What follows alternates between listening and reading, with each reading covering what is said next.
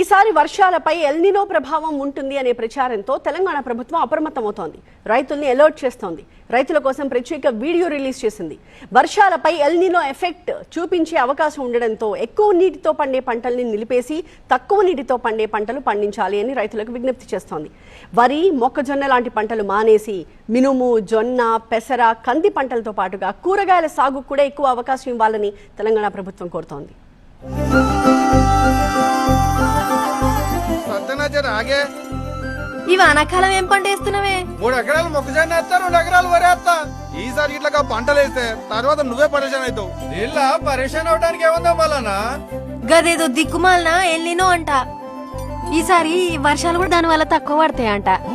చూస్తూనే ఉన్నాం కానీ వాతావరణం కూడా ఎట్లున్నదో. అట్లయితే ఈసారి వ్యవసాయం ఎట్లా మరి? అందుకనే మన తెలంగాణ వ్యవసాయ శాఖ వాళ్ళు ఏం చెప్తున్నారంటే ఆ వరి, మొక్కజొన్న గిసొంటి కాకుండా తక్కువ నీళ్లతోనే సాగు చేసే పంటలు గవే జొన్నలు, మినుములు, కందులు, చిరుధాన్యాలు వీటితో పాటు కూరగాయలు కూడా పండించుకోమన్నారు.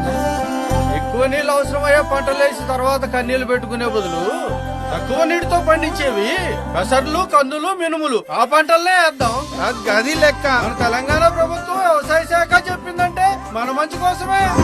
రైతు బాగుంటేనే రాష్ట్రం బాగుంటుంది. వ్యవసాయ శాఖ తెలంగాణ.